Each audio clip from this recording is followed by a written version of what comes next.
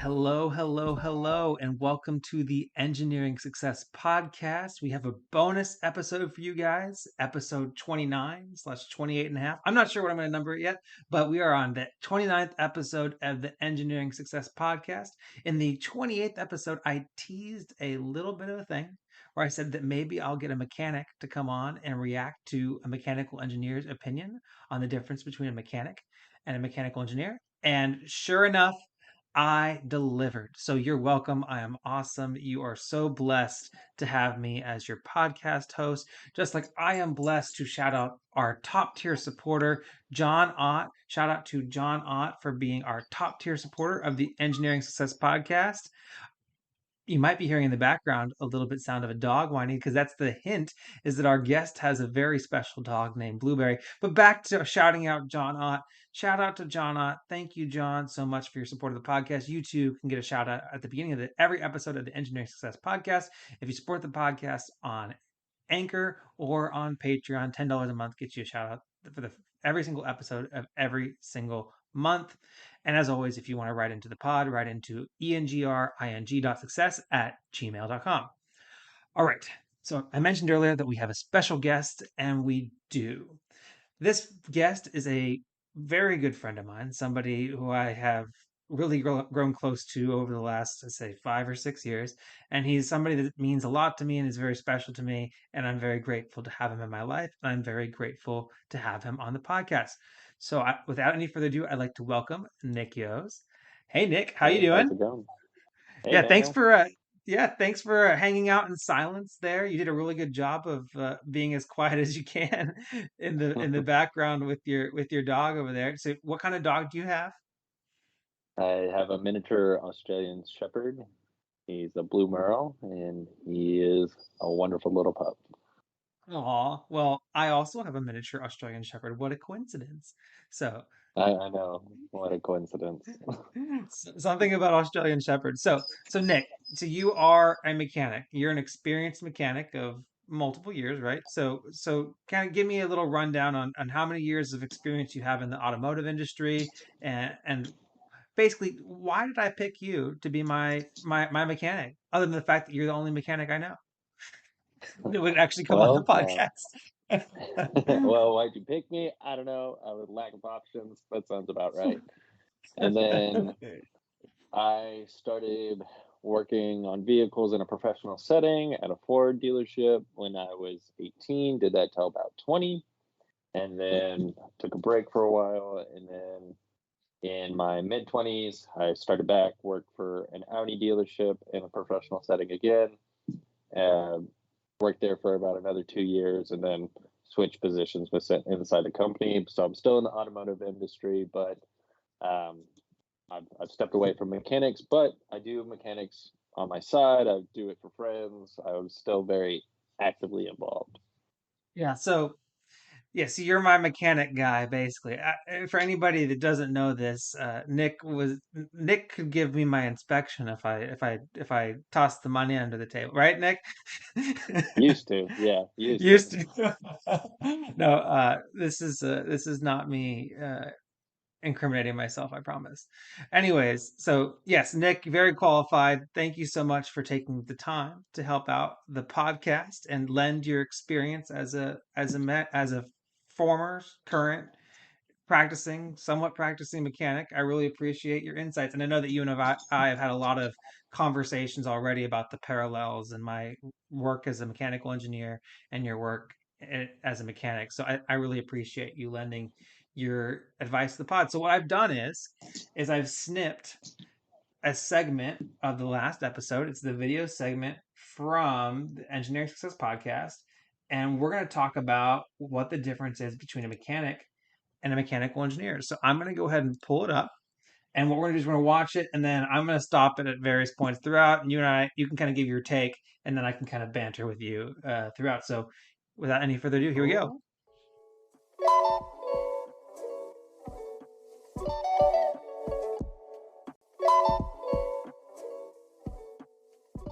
Ta-da! If you're watching in video format, you're going to see a lovely presentation that I dolled up on the difference between a mechanic and a mechanical engineer. What is the difference? Well, let's see. So, what is a mechanic? A mechanic is somebody that repairs or maintains machinery. So, generally, they have some kind of specialty, like a car or like a heavy machinery, like a tractor, track hose. But a mechanic is a person that repairs and maintains machinery. Right. Did I get that right? Did I at least get that right? Did I define a mechanic properly?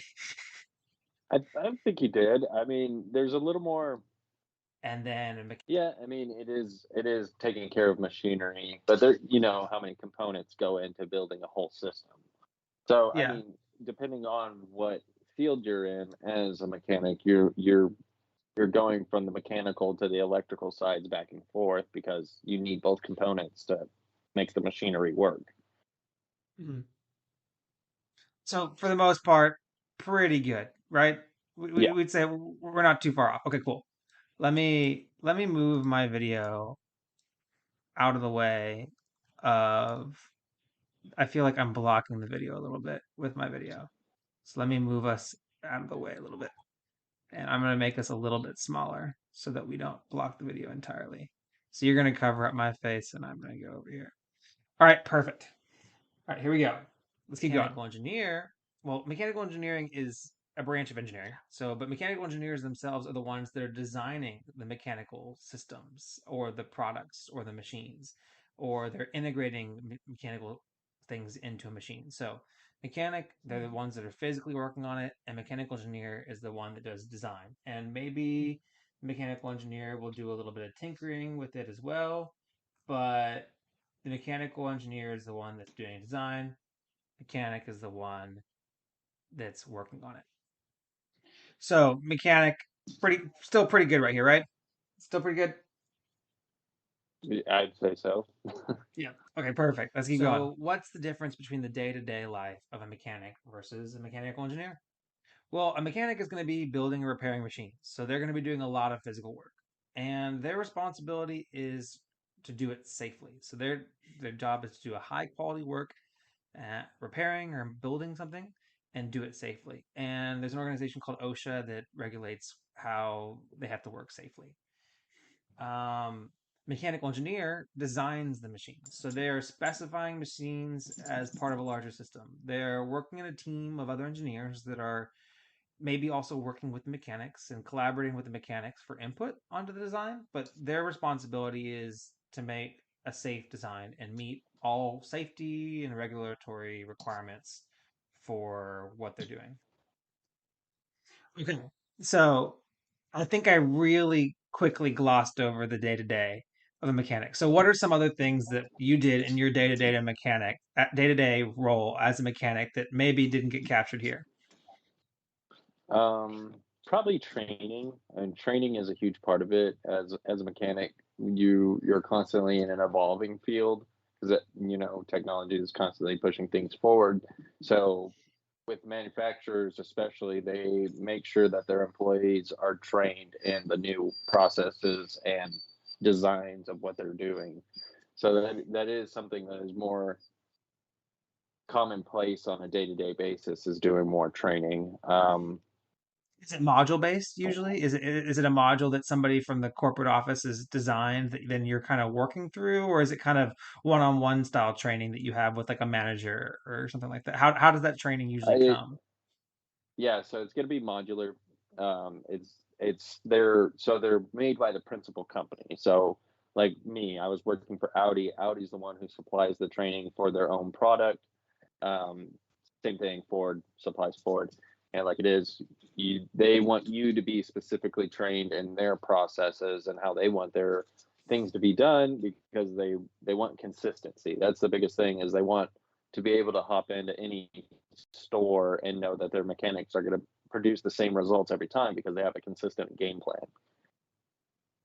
That makes sense. Cool. All right. Well, speaking of that, I think we'll go more into training a little bit later. So let's go into work environment. So they're gonna have heavy equipment that they're gonna be working on, or an auto shop. So we're talking like a maybe an air conditioned building, maybe not. Or they're working out in the field. So if they're a millwright, which is just an industrial construction mechanic, They'll be doing welding and bolting equipment with hydraulic equipment and hydraulic tools. So, but on the converse, a mechanical engineer's work environment. So, work environment. Would you say that it kind of depends on where you're at, the level of air conditioning that you get and that kind of stuff? What did I miss with the work environment, if anything at all? I mean, the work environment's pretty. It's a shop, so it is what it is. But more than likely, you're going to come across open air shops that you're not going to have air conditioning. Like your more high end shops, so your luxury brands, your specialty shops, your performance shops. Those places are going to be the ones that have more AC, better conditions, lounges type of things. But um, besides that, lifts is another big part of it, especially in an automotive shop. There's lifts everywhere, so you got to be constantly aware. Also, you need to know how to properly lock and raise vehicles on lifts. Yeah, that you're right. That is a really big deal, knowing how to again, safety has to be like the number one thing, right, in these automotive shops, in the shops that you've worked in. Would Right, you say, right. am I speaking outside of my mouth, or is it a pretty big emphasis? No, it is a big emphasis. I mean, you can constantly have part of management's job is to constantly check and make sure you're meeting all the standards. Like in my shop setting, you had to have the correct shoes, the correct outfit. You had to have PPE, which is your protective gear, safety goggles, gloves, everything, chemical labeling, knowing how to handle chemicals properly. So safety is a huge part of the work environment in an automotive shop, just simply because you're constantly moving, and they don't want anyone to get injured, because a, it's going to slow their shop down, and b, insurance claims. No one wants their insurance premiums to go up, especially when you have an insurance plan that's covering, like in my scenario, there were over probably 60, 70 technicians in one shop. Wow. Yeah, that makes sense. Cool. All right. On to the next one. Environments that you can have as a mechanical engineer.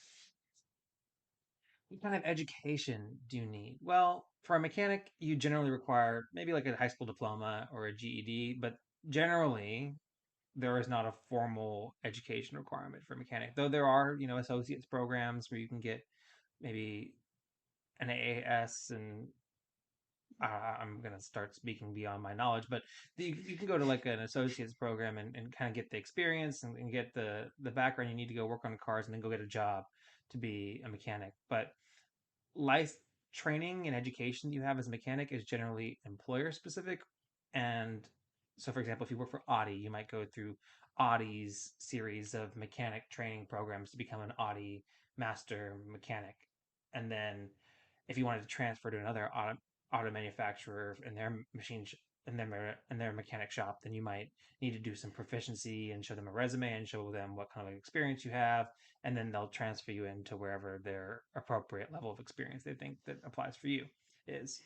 And then any licenses you need as a mechanic is generally a regional business license, for example, or an employer specific licensing, as we kind of talked about previously.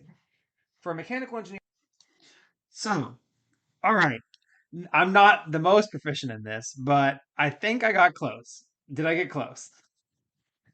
Yeah, for the most part.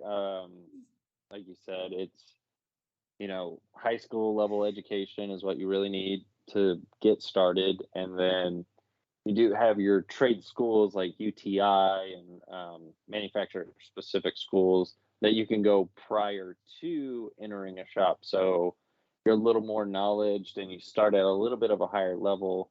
But everything I've seen in like the real world application is it's better to just get started with the brand that you want to work with.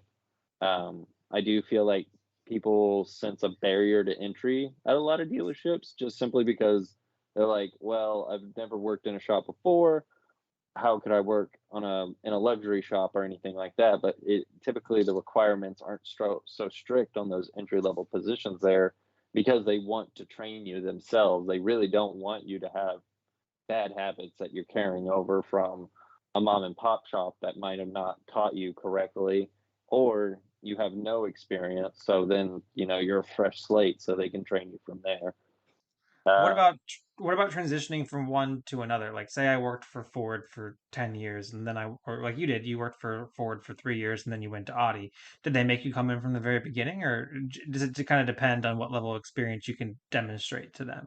That's kind of where I was going with that. Is that I imagine they have some kind of proficiency where they rate your proficiency and they can start you at XYZ level. Is that how it usually right. works? Or yeah, Right. Yeah. So in the interview process, you're gonna, you can display however much knowledge you have to try and enter at whatever position you want.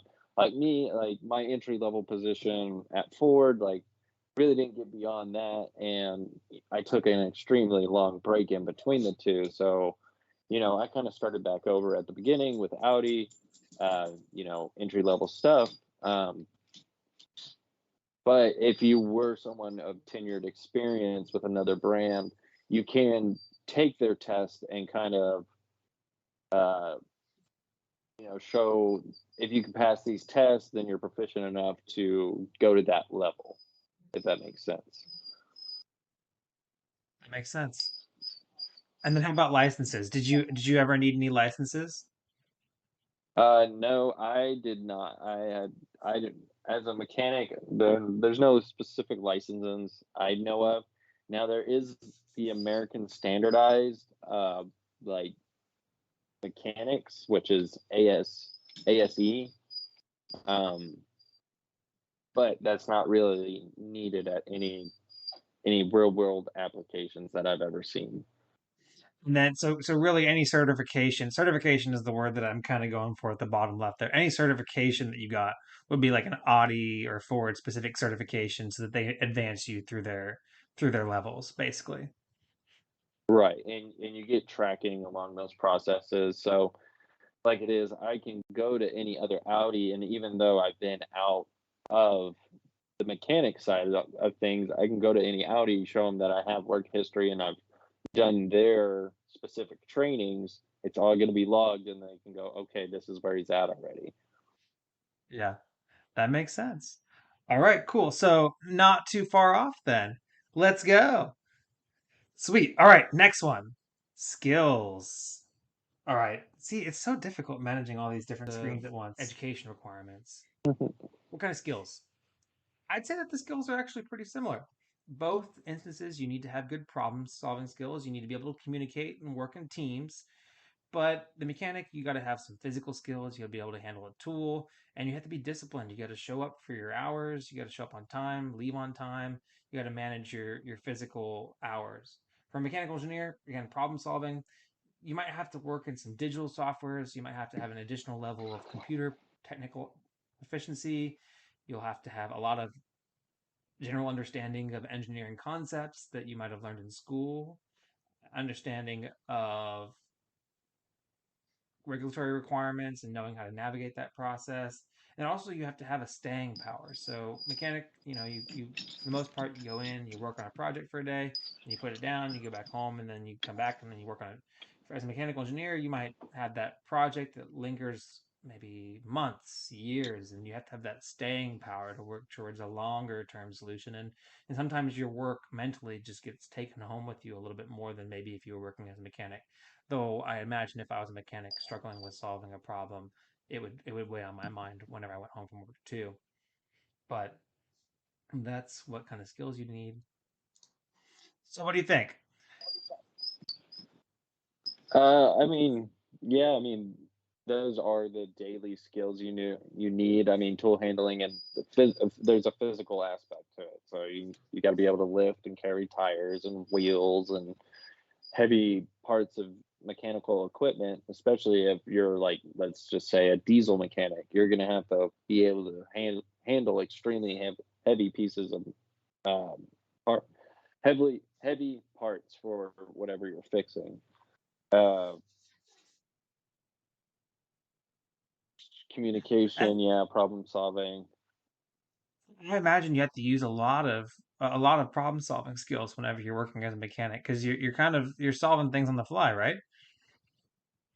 Um, yeah, sometimes. I mean, I wouldn't say so much on the fly because you do have your time to diag and, go deep and slow into whatever you're trying to figure out what's wrong. Um, Mhm. and then there's also the computer side of it. So as an Audi technician, every repair you do, you're working with a computer as well. So you got to know circuitry, you got to know resistance, you got to know how to use alternating current and DC current readings. Uh, then you got to know how to find continuity. You got to know which which parts of the electrical systems you're really having to go over. So in those systems, there is a ton of problem solving because you if you have an issue, you get presented with 10 steps on how to troubleshoot an issue versus Yeah, this is one part that you have to fix. yeah. I completely forgot about that. See, are you literally in there with the digital multimeter and you're checking for continuity and you're checking wires to see you're actually taking a multimeter in there and you're applying, you know, s- concepts of electrical engineering almost. Yeah, so yeah, multimeter is your best friend, um, if you're doing any sort of electrical on a vehicle. And honestly, the mechanical side of it is the easy part of the systems. It's the modules and control modules and PCMs. It's all the things giving the management to those mechanical parts that are more difficult to figure out and work on than actually just fixing a part, because most So, of the time if it's mechanical, you hear it, it breaks, it makes noise, it does something that you can actively hear or see. huh, that's interesting. So mechanic, but maybe mechanical engineer is not the best comparison. Maybe electrical engineer or electrician might be the better comparison. Interesting. Okay, that's cool. All right, let's go on to money. All right. I I put a little snippet in here that was something I learned from you that I didn't know before I met you. So I hope you're proud of me for including the one on the bottom left. All Money. right, here we go. So So all of this is the money doesn't really mean anything to me because it really just depends on where you are. It really cost of living area even more is even more important if you're as a mechanical engineer than as a mechanic. But obviously your experience level and the type of work you're doing, the industry that you're working in, any other kind of incentives that you have are going to influence how much money you make. As a mechanic, you're generally going to be working hourly and you can work shop hours. So, for example, if you have a piece of some shops work this way where especially with large automotive companies where there's certain amount of hours assigned to certain tasks and if you beat that time, you still get paid for the number of hours that associated with that task. So if you can work faster, did I say that right? yeah, I mean that's right. It's called flat rate, and actually, I would say majority of any shops function on that payway, just simply because it's beneficial to the employee, but also the employer. Uh, Mechanics, you have a lot of dead times. There are times that, it's slow, not a lot of people are doing stuff, especially so summer, people are going out, driving their vehicles, going on vacations. You have a lot of traffic, but in the winter things slow down. And so as an employer, it definitely helps you ride out those times where it kind of lulls down because you're only paying out what they're proportionate to what they produce. Wow. So let's finish this and talk more about that. You get paid more. You can make more money. You can make $50, 50 hours on 40 hours of work. You also can make more money by working longer hours. If you're an hourly employee, you can get time and a half for overtime, depending on how your contract is set up. For mechanical so whenever we said flat rate versus hourly employee, so you're not necessary depending on whether or not you're an hourly employee or a flat rate employee, it really depends, right? So you're not necessarily getting paid for every hour that you're at work if you're working flat rate Right, then. right. Yeah. So just real world, like as me as a technician, I we work 10-hour days, and I would probably average anywhere between 12 and 15 hours worth of work a day. Wow. So you'd be getting paid on 15. But if you had a day where you were in the shop and you were there for 10 hours, but you only did 6 hours on flat rate, you would get paid off of how many hours? 6. And if you were working on a holiday, would you get overtime? Would you get paid time and a half for No, those 6 hours? no. No. No, Interesting. so typically on holidays and stuff, what they do is they'll just give you like a flat bonus. Okay. Yeah. And then, so So, if you were so working, for the if you day. worked, wow. So there's no real bonus for working, for physically showing up to work for longer than 50 hours or whatever. It's just really how many flat rate hours you can accumulate. Right, and so that causes some issues because you start to question quality of work if you get paid like that, because you're just trying to rush and get as much work done to make as much as possible, so you're not necessarily trying to focus on what you're doing. That's where hourly or even salary rate would be beneficial in that scenario because you could slow down. You're not worried about the next vehicle you got to get a hold of. Yeah, that makes sense. Well, you know what? We actually made it through pretty quick. We didn't watch everything because I wasn't going to make you listen to all the little explanations about a mechanical engineer. But overall, I'd say it's a pretty comprehensive summary. Would you say that there's any other big things that people would need to know whenever they're considering potentially going the mechanic route versus a mechanical engineer? If what kind of person would be more suited to becoming a mechanic? Someone who definitely likes to work with their hands. If you definitely like being in the practice versus thinking of the principle, then I would definitely say go with the mechanical side. It's going to be a lot of fun. I enjoyed my time as a mechanic. I just needed something different, and COVID is crazy and affects everyone and everything. So, uh, Yeah. as far as tools, that's one thing. Um, if you want to be a mechanic, tools are important, Yeah. and Are you they're providing your own tools? yes. Oh my So goodness. basically, any shop you're going to work for, you're going to have to provide your own tools. Um, and that can be a very large cost to even start up.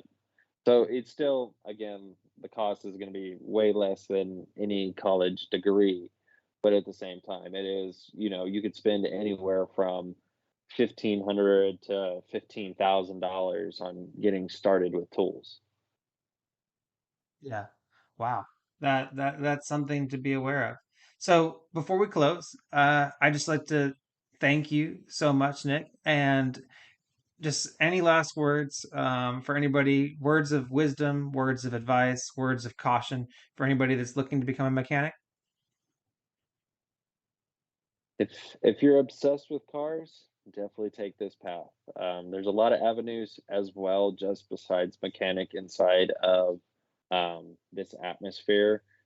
There's a lot of upward growth at a lot of, if, especially in the automotive world, there's a lot of upward growth at dealerships, low entry costs, low uh, easy entry points with not needing as much education or something else. So definitely recommend it to anyone that would like a good career path overall rather than a short-term job. Yeah. Sweet. Well, thank you so much, Nick. Uh, and with that, I'll close out this segment. And everybody remember, just like Nick, you should leave 5-star reviews on the podcast. You should share the podcast with your friends and family. If you know somebody that you think might want to become a mechanic or a mechanical engineer, they can't decide, or they want to become a mechanic or an engineer, send them this video, and Or you maybe could do this will both. help them out. Yeah, do both, right? You could become a mechanic and then use that to pay for your mechanical or electrical or whatever engineering school, right? Yeah, yeah. Hmm.